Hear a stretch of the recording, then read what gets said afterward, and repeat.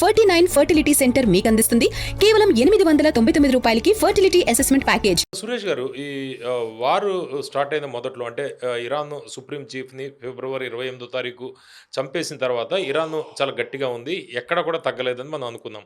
అయితే మెల్లమెల్లగా కొద్దిగా ఇరాన్ ఈ 10 పాయింట్స్ ఫార్ములా ఏదైతే ట్రంప్ దగ్గర పెట్టిందో ఈ నెగోసియేషన్స్కి సంబంధించి కొద్దిగా ఇరాన్ కూడా కొద్దిగా మాట్లాడేటట్టు కొద్దిగా తగ్గుతోంది అనేది వచ్చింది.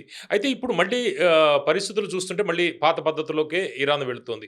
అంటే ఐఆర్జీసీ చేతిలోకి వెళ్ళిపోవడం వల్ల ఈ నెగోసియేషన్స్ అనేవి ఇంపాసిబుల్ అవుతున్నాయని మనం అనుకోవాలా? నెగోషియేట్ చేస్తున్నప్పుడు మీరు ఎప్పుడు ఒక పొజిషన్ ఆఫ్ స్ట్రెంగ్త్ నుంచి నెగోషియేట్ చేయాలి. అంటే ఐఆర్జీసీ చేతిలోకి వెళ్ళిపోయింది, అది ఎప్పుడో పోయింది అది. కానీ నెగోషియేషన్స్లో ఈవెన్ ఐఆర్జీసీ కూడా ఇంత బాగా నెగోషియేట్ చేయలేరు. ప్రొఫెషనల్స్ వాళ్ళు చేయాల్సి వస్తుంది. అది అరాచి ఉండొచ్చు, మిగతా ఎవరైనా ఉండొచ్చు. కానీ నెగోషియేట్ చేసినప్పుడు ఏం చేయాలంటే ఒకటి హాఫ్ వే ట్రావెల్ చేయాల్సి వస్తుంది. అంటే వాళ్ళు 10 కిలోమీటర్ల దూరం కూర్చుంటే మనం 5 కిలోమీటర్లు వెళ్ళాల్సి, వాళ్ళు 5 కిలోమీటర్లు ఇక్కడికి వస్తారు. అప్పుడు మనం కలవచ్చు. నేను రానుపో నువ్వు కూర్చో అక్కడే అంటే ఇక్కడ ఆన్సర్ ఉండదు దీనికి. ఇరాన్ కరెక్ట్, ఇరాన్ ఎకనామిక్లీ మొత్తం ధ్వంసం అయిపోయింది, కంప్లీట్లీ గాన్. వాళ్ళ ప్రజలకు తినడానికి ఏమైనా ఉందో అది కూడా మనకు తెలియదు. ఓకే, అంత దారుణ పరిస్థితుల్లో ఉన్నారు వాళ్ళు. ఓకే, వాళ్ళ హ్యూమన్ రైట్స్ అయితే చెప్పక్కర్లేదు, అసలు లేదు హ్యూమన్ రైట్స్ అనేది. చైనా మీద చాలా ప్రెషర్ ఉంది. ఎందుకు వాళ్ళ ప్రజల్ని చూసుకోకపోతే రేపు చైనాలో కూడా రిజిమ్ చేంజ్ జరగవచ్చు. ఓకే, ప్రజల రోడ్లో టినామిన్ స్క్వేర్ మ్యాసకర్ మనం చూసాం, అప్పుడు ఏం జరిగింది అనేది. ఇప్పుడు అది మళ్ళీ జరగవచ్చు. కానీ ఇప్పుడుకున్న పరిస్థితుల్లో చైనాకి ఇది యుద్ధం నుంచి బయట ఉండడం బెటర్. వాళ్ళకి కావాల్సిన ఆయిల్ తెప్పించుకోవడానికి ట్రై చేస్తున్నారు. మనం కూడా అంతే. మనం దీంట్లో ఇంటర్ఫియర్ ఎందుకు కావట్లేదంటే ఇది చాలా పెద్ద కాంప్లికేషన్. ఇప్పుడు చూడండి, ప్రెసిడెంట్ ట్రంప్ అని ఏం చెప్పారు, మేమే మాట్లాడతాం, ఇస్లామాబాద్ ఎవడిపోతాడు 18 గంటలు ఉన్నాయి, అదే నాకు టైం లేదు, చాలా బిజీ ఉన్నాను నేను, మా వాళ్ళు కూడా టైం లేదు, విట్కాఫ్ వెళ్ళాడు, కుషర్ వెళ్ళాడు, ఒక పని చేద్దాం, ఫోన్ ఉంది కదా, ఫోన్ ఎత్తి మాట్లాడదాం, మా దగ్గర బాగుంది ల్యాండ్ లైన్ అని చెప్పారు. సో పాకిస్తాన్ పక్కన పెట్టేశారు. ఇప్పుడు యు ఆర్ నాట్ నీడెడ్. ఆ ఇస్లామాబాద్లో ఉన్న హైప్ అది క్రియేట్ చేశారు చూడండి. రోడ్లన్నీ ఖాళీ చేయడం, హోటల్ ఖాళీ చేయడం, security, US air force 2 plane వచ్చి ల్యాండ్ చేయడం, ఇదన్నీ పెద్ద డ్రామా ఉండే. ఇప్పుడు ఆ డ్రామా అంతా అయిపోయింది. ఎందుకంటే తెలిసిపోయింది అమెరికాకి పాకిస్తాన్ ఏం చేయలేరు. మీడియేషన్ చేయాలంటే చైనా ఆర్ రష్యా చేయాల్సి వస్తుంది. దానికోసం మొన్న అరాచి రష్యాకి వెళ్ళారు. మీరు కూర్చోండి మీట్లో, మీరు మాట్లాడిపించండి, మీరు కన్విన్స్ చేయగలరు ప్రెసిడెంట్ ట్రంప్ని. మేము చేయలేము, మేము చాలా వీక్ అని చెప్పి పుటిన్కి చెప్పారట. Putin has agreed. ఓకే, నేను చూద్దాం, నేనేం చేయవచ్చు, మాట్లాడతాను ట్రంప్తో అన్నట్టు. ఇది ఎందుకంటే ఇది ఒక పెద్ద 2 పవర్స్ ఆడుకున్నప్పుడు సీరియస్ ఉంటారు వాళ్ళు. ఒకడు వీక్ ఉంటే మొత్తం అని తినేస్తారు. అది పాకిస్తాన్తో జరిగిందన్నమాట.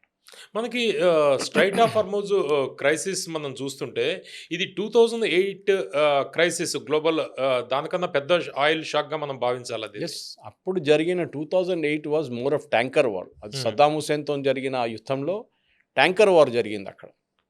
కానీ అది కాదు, ఇది మొత్తం ఒకవైపు నుంచి ఇరాన్, ఇంకో వైపు నుంచి యుఎస్, ఇద్దరు చోక్ చేసేస్తున్నారు. ఫర్ ఎగ్జాంపుల్ మీరు స్ట్రైట్ ఆఫ్ హార్మోస్లో ఎంటర్ చేయకుండా కూడా ఒమాన్ నుంచి ఆయిల్ తీసుకెళ్ళచ్చు మీరు కావాలంటే.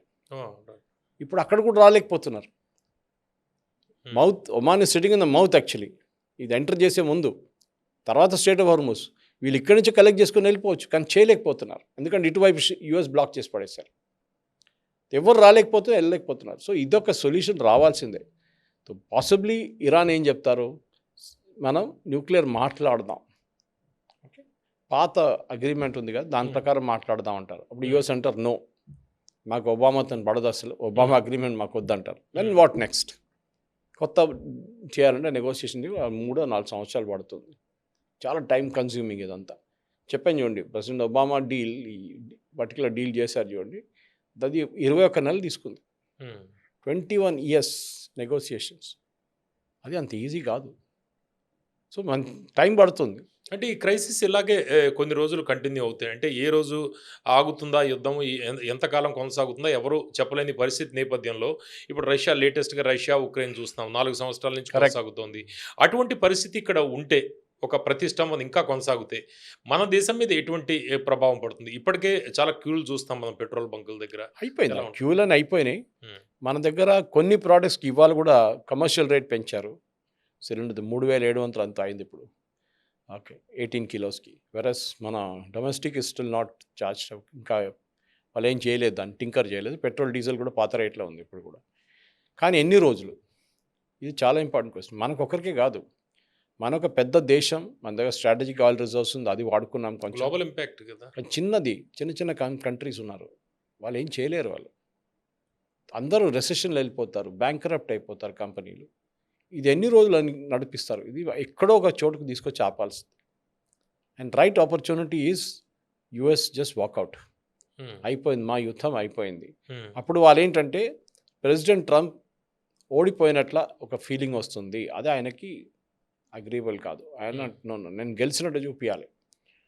మీరు యురేనియం దొరకలేదు, రెజ్యూమ్ చేంజ్ కాలేదు, వాళ్ళ మిసైల్స్ టెక్నాలజీ మీద ఏం మాట్లాడలేదు, మళ్ళీ ఏం గెలిచారు మీరు? దేనికోసం వచ్చారు యుద్ధానికి? అదే అందరూ అడుగుతున్నారు.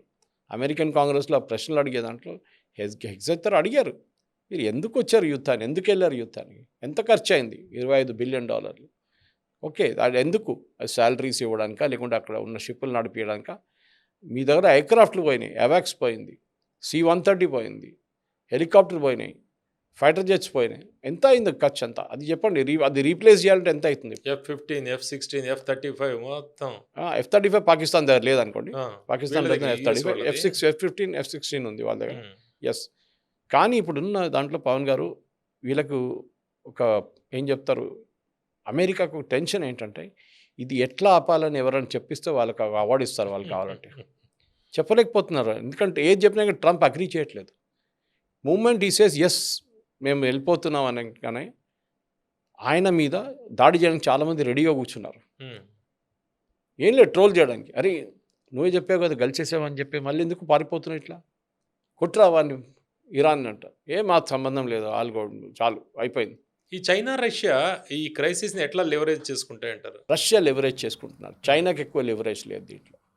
రష్యాకి ఎందుకంటే ఒకటి, రష్యా ఆయిల్ ప్రొడ్యూసర్గా రష్యాకి ఈ యుఎస్ ఓకే అని చెప్పంగానే వాళ్ళు ఇప్పుడు $110 అమ్ముతున్నారు. $110 బ్యారెల్ అమ్ముతున్నారు రష్యా. చాలా డబ్బులు సంపాదించుకుంటున్నారు. రష్యాకి హ్యాపీ ఇప్పుడు ఈ సిచ్యువేషన్. ఇరాన్లో స్ట్రెయిట్ ఆఫ్ హార్మజ్ క్లోజ్ చేసి ఉండాల్సిందే, ఓపెన్ పెడితే వాళ్ళకి ప్రాబ్లం అవుతుంది. ఇది రష్యా ప్రాబ్లం అన్నమాట. అవును. సో మన వైపు రష్యాని చూస్తే ఎస్ రష్యా లివరేజ్ యూజ్ చేస్తారు. రష్యాతో మన వెళ్ళి అరగచ్చి కల్చర్ మీకు గుర్తుంటుంది. ప్రెసిడెంట్ పుటిన్ కల్చర్ గంటన్నర సేపు మాట్లాడారంటున్నారు. ఏం మాట్లాడో మనకు తెలియదు, కానీ వీ విల్ ప్రొటెక్ట్ యూ, మేము అట్లానే ఈ యుద్ధాన్ని ఆపడానికి ట్రై చేస్తాం అని చెప్పి ప్రెసిడెంట్ పుటిన్ చెప్పారంట. అది ఐరన్ ఉంటుంది, ఎందుకంటే అక్కడ ఒక యుద్ధం నడుస్తుంది. అదే దాని నుంచి వచ్చిన మనిషి వాళ్ళ ప్రెసిడెంట్ వచ్చి చెప్తున్నాడు నేను ఇంకో యుద్ధం ఆపడానికి వెళ్తున్నాను. సో అదొక ఐరనీ అన్నమాట. అది ఎక్కువ రోజులు ఇది ఇంకా ఉంచుకోలేరు, అదొక స్టేట్కి వచ్చేసారు. అందరికి బోర్ కొడుతుంది ఇప్పుడు.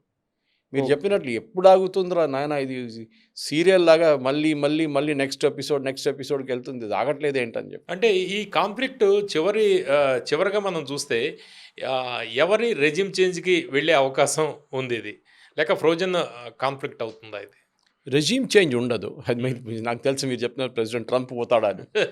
అది president Trump will become a lame duck president. చెప్పాను చూడండి, ఆయనకి పవర్లు ఏమి ఉండవు. ఆల్రెడీ చూడండి, ఇప్పుడు నేను అది చేస్తాను, మనకి AI రిలీజ్ చేసిండు image, I'm no longer mister guy, nice guy అని చెప్పి. ఎందుకు?